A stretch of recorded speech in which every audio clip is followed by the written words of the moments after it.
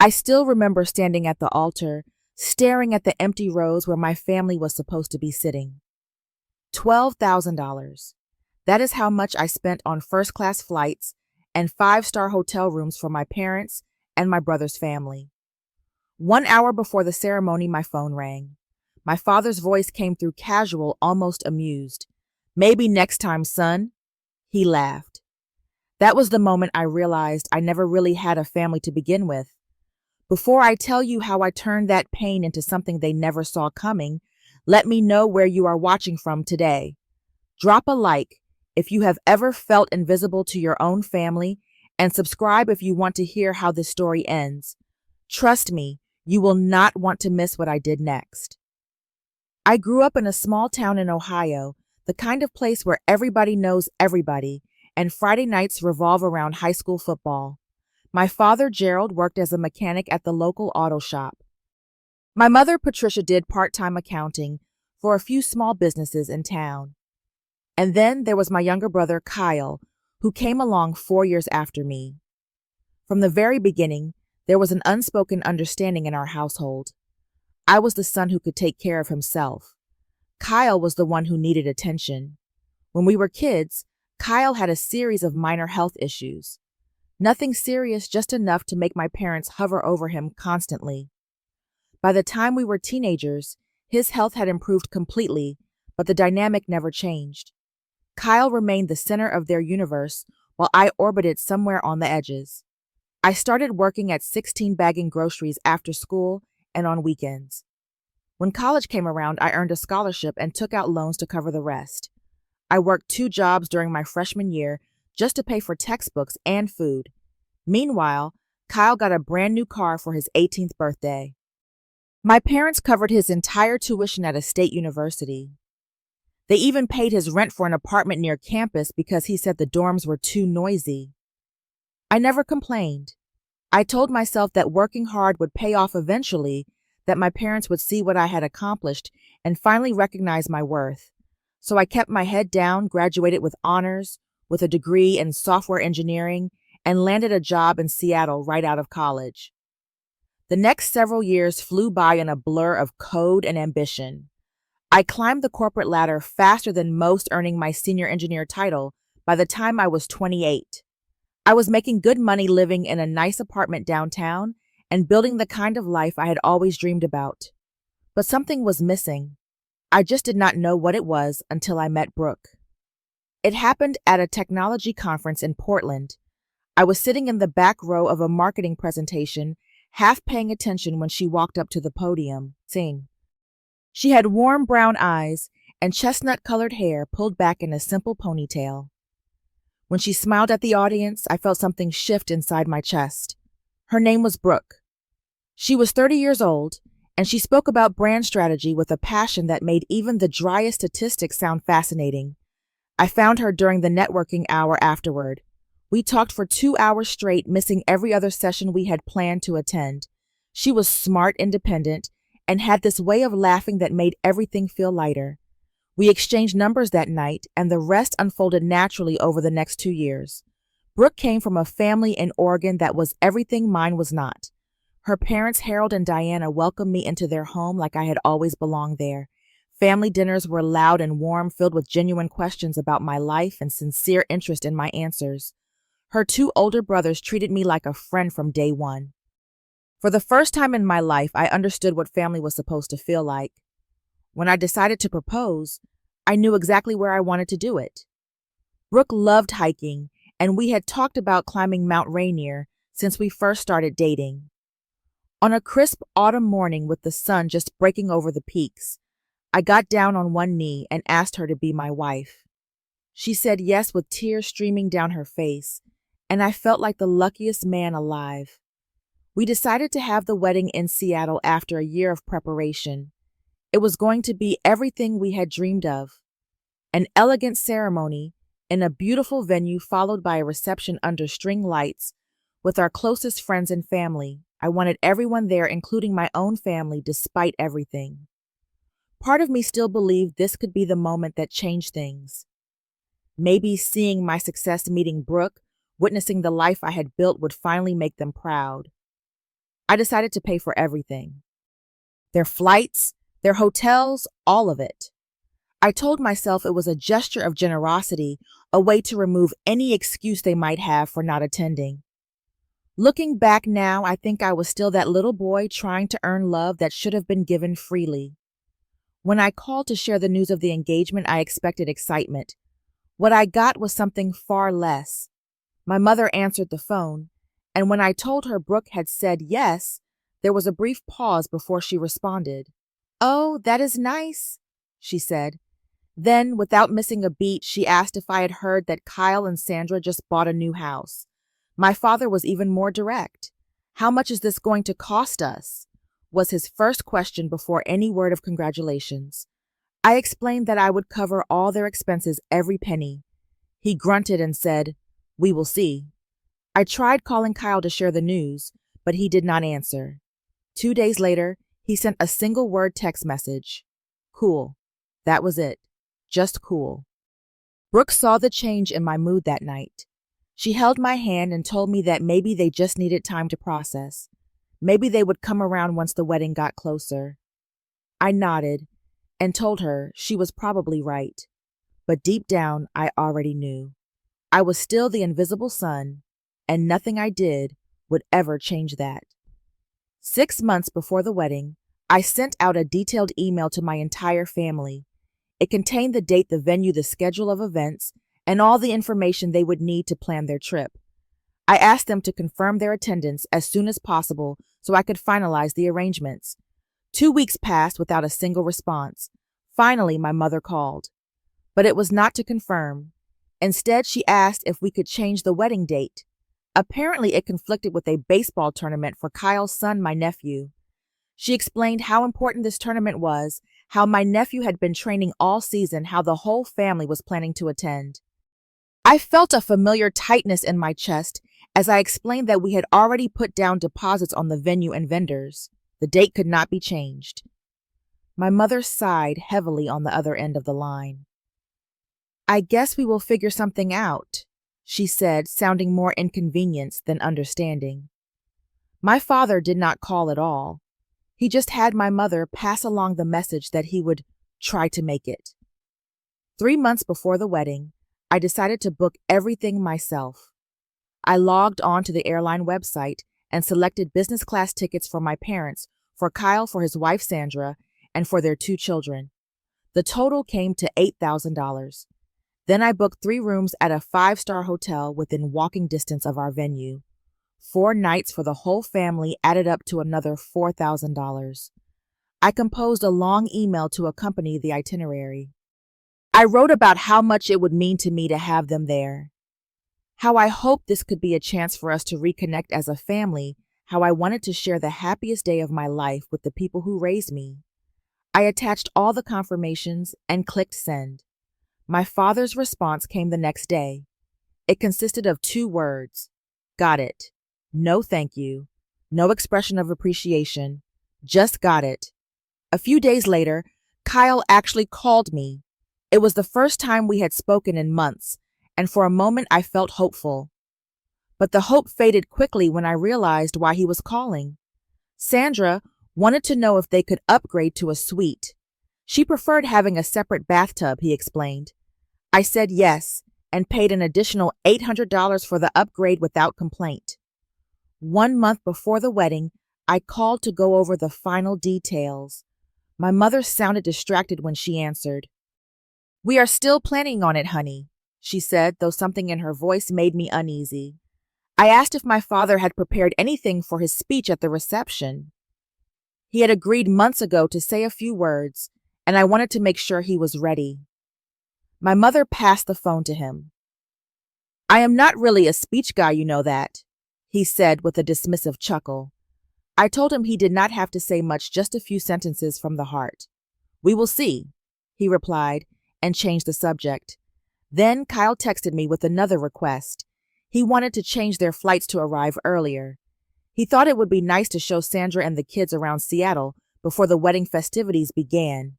I agreed and paid another $200 in change fees.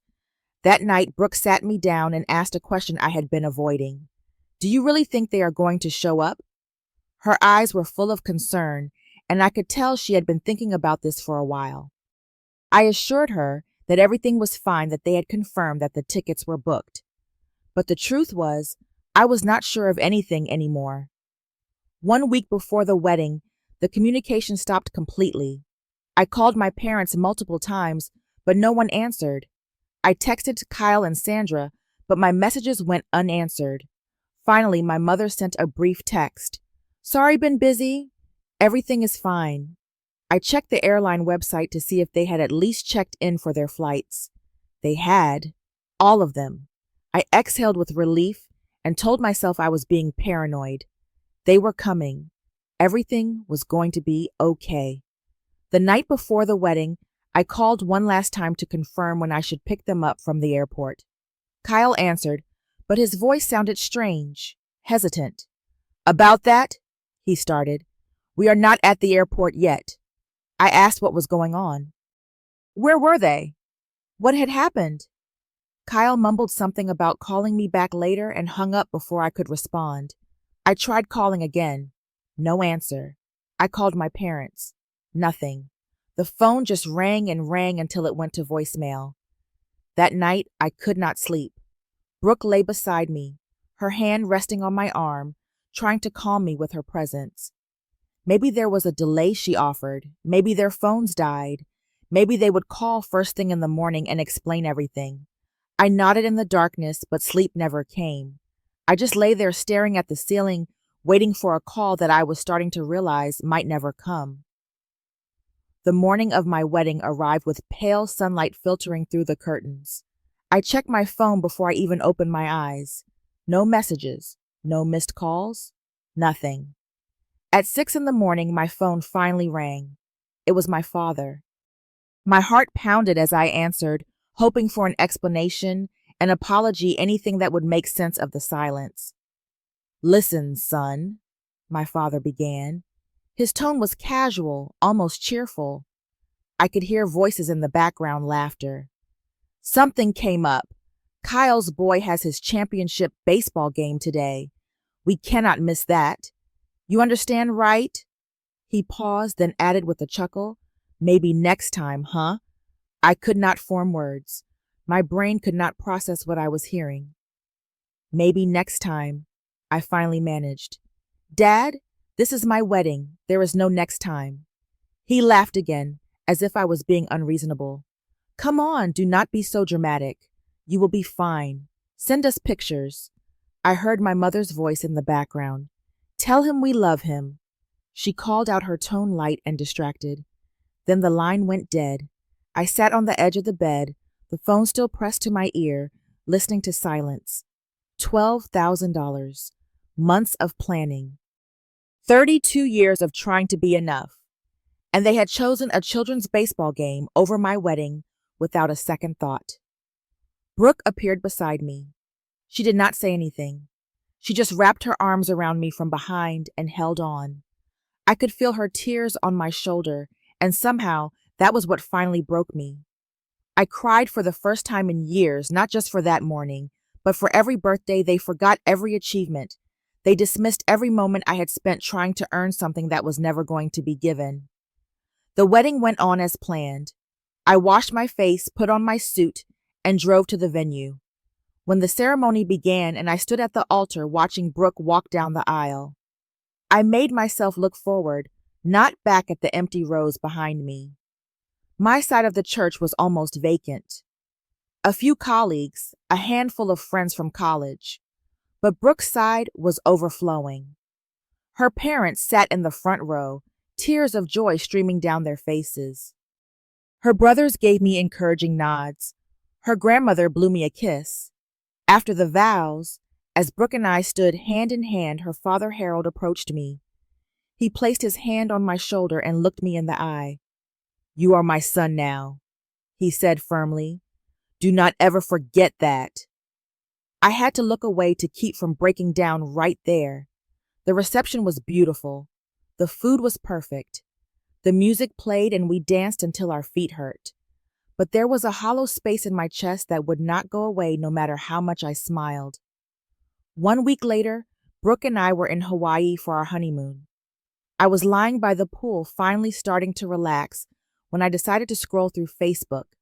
That was when I saw it. Sandra had posted an album, dozens of photos, but they were not from a baseball game. They were from Las Vegas. My entire family was there, posing in front of casinos, eating at expensive restaurants, lounging by a resort pool. The photos were dated from the exact days they were supposed to be at my wedding. They had used the flights I booked to fly to Seattle, then changed their connecting flights to Las Vegas. They had used my money to fund a family vacation while I stood at the altar alone. My father had commented on the album. "Best family trip ever," he wrote, punctuated with laughing emojis. I showed the photos to Brooke. She looked at them for a long time without speaking. Then she closed the laptop, took my hand, and said simply, "We will figure out what to do together." The rest of the honeymoon passed in a blur. I kept replaying the images in my head, trying to make sense of the betrayal. They had not just skipped my wedding. They had planned it. They had taken my money, my gesture of love and reconciliation, and turned it into a vacation for themselves. And they had laughed about it publicly. When we returned to Seattle, I spent several days in silence processing. Brooke gave me space, but I could see her watching me with worried eyes. She wanted to help, but did not know how. Neither did I. Finally, one evening I sat down at my computer and began to type. I was not going to scream at them. I was not going to beg for an explanation. I was simply going to do what I should have done a long time ago. I was going to set a boundary. I composed a formal email addressed to my parents and Kyle. I kept the language professional and clear. I stated that they had used airline tickets and hotel accommodations I had paid for, totaling $13,000, for purposes other than what they were intended for. I attached copies of all receipts, the original booking confirmations, and screenshots of Sandra's Facebook album showing exactly how they had spent my money. I gave them 30 days to reimburse the full amount. I stated clearly that if the money was not returned, I would be consulting with an attorney to pursue the matter legally. I closed the email by informing them that after this matter was resolved, I would be ending all contact. Then I blocked them on every social media platform. I changed my phone number, and I let Brooke read the email before I hit send. She looked at me when she finished reading. "Are you sure?" she asked softly. I nodded. "I have never been more sure of anything." The response came quickly. My father called my office number, screaming so loudly that my assistant could hear him through the receiver. He called me ungrateful. He said I was making a big deal out of nothing. He accused me of trying to destroy the family over money. My mother left a sobbing voicemail. "How can you do this to your own family?" she cried. "After everything we have done for you." Kyle sent a lengthy text message filled with accusations. He said I always had to be the perfect one. He said I was punishing them for having lives of their own. He said I was selfish and cruel. I did not respond to any of it. I simply forwarded my original email again with the payment deadline clearly highlighted. 2 weeks passed. No payment arrived. I contacted a lawyer. She drafted a formal demand letter on her firm's letterhead and sent it via certified mail. 1 week after that, $13,000 appeared in my bank account. The transfer came from my father's personal account. Along with the money came a text message from a number I did not recognize. It was brief. "You are no longer my son." I read those words several times. I waited for the pain to hit the grief, the regret. But instead, I felt something unexpected. Relief. For the first time in my entire life, I did not have to pretend anymore. I did not have to chase approval that was never coming. I did not have to wonder why I was never enough. The answer had always been clear. They simply did not love me the way parents should love their child, and that was their failure, not mine. The months that followed were not easy. There were nights when doubt crept in, and I questioned whether I had been too harsh. I would lie awake replaying childhood memories, searching for moments when things were good. I remembered my father teaching me to ride a bike the rare Saturday mornings, when my mother made pancakes for everyone, the few family dinners that ended with laughter instead of tension. But I also remembered all the times I was overlooked. The birthdays when Kyle's needs somehow became the priority. The graduation ceremony my parents arrived late to because Kyle had a dentist appointment. The job offer I called to share only to be put on hold so my mother could take another call from my brother. I started seeing a therapist. Brooke had suggested it gently, and I finally agreed. Session by session, I began to unpack the weight I had been carrying for over 3 decades. I learned words like emotional neglect and parentification. I came to understand that the constant feeling of being invisible was not something I had imagined. It was real, and it had shaped me in ways I was only beginning to recognize. The healing came slowly, but it came. And the people who helped me heal the most were not the family I was born into, but the family I chose. Harold started teaching me woodworking on the weekends. We would spend hours in his garage sanding and measuring and building. He never talked much, but his quiet presence was a comfort. Diana Brooks' mother insisted on sending home cooked meals to our apartment at least twice a week. She would label each container with little notes. For my favorite son-in-law, they would say, even though I was her only son-in-law. Brooks' brothers invited me to their poker nights and included me in their group texts. I had never had a sibling relationship like this before. It was easy, natural. I did not have to prove anything to earn their affection. It was just there. A year after the wedding, Brooke told me she was pregnant. I remember the moment perfectly. She was standing in the kitchen holding the positive test eyes, shining with tears. I crossed the room in 2 steps and lifted her off the ground, laughing and crying at the same time. When our daughter was born, we named her Emma. She had Brooke's eyes and my stubbornness, according to Diana. The first time I held her, this tiny person, who depended on me completely, I made a silent promise. I would never let her feel invisible. I would never make her earn my love. She would know every single day of her life that she was wanted, valued, and enough. 2 years after cutting ties with my family, a letter arrived at my office. It was from my mother. I recognized her handwriting on the envelope and sat with it unopened for a full day before I finally read it. My father had developed heart problems, she wrote. He needed a major surgery.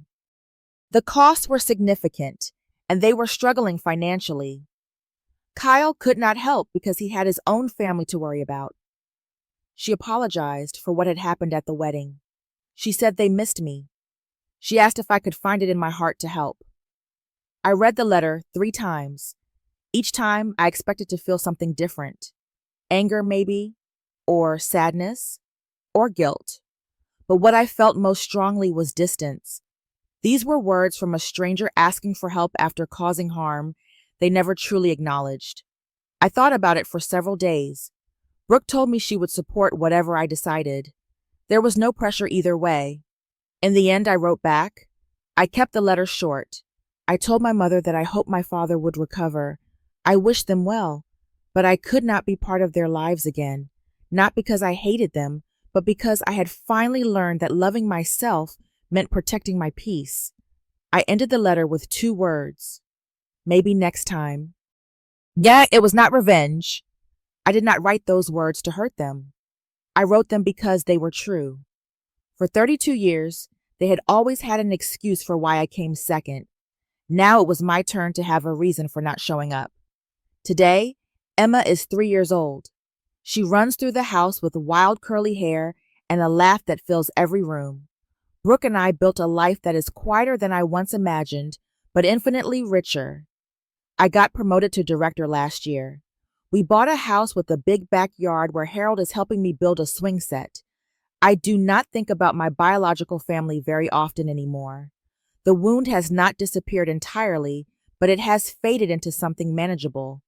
A scar instead of an open cut. Some days, I am grateful for what happened because it forced me to stop waiting for people who were never going to show up. Other days, I feel a pang of sadness for the relationship that could have been. But here is what I know for certain. Family is not about blood. It is about presence. It is about the people who show up when you need them, who celebrate your victories, and carry you through your losses. My real family was never in that small town in Ohio. They were in Oregon and Seattle, and the life I built with Brooke. Sometimes the people who are supposed to love you the most are the ones who hurt you the deepest. But here is what I learned. You don't have to keep waiting for them to show up. Build your own table. Invite the people who actually want to be there. That is where the real feast begins. So let me ask you this. Have you ever had to walk away from family to find peace? Or maybe you are still deciding whether to make that choice. Whatever your situation, I would love to hear your story in the comments. Your experiences matter, and they might just help someone else who is going through the same struggle. If this story touched you, please give it a like so more people can find it. Subscribe to this channel if you want to hear more stories about real families, real pain, and real healing. And if you know someone who needs to hear this message today, share this video with them. Sometimes knowing you are not alone makes all the difference. Thank you for watching, and thank you for letting me share this piece of my life with you. I wish you all the courage to choose yourself, the strength to set boundaries, and the wisdom to build a family that truly feels like home. Until next time, take care of yourselves.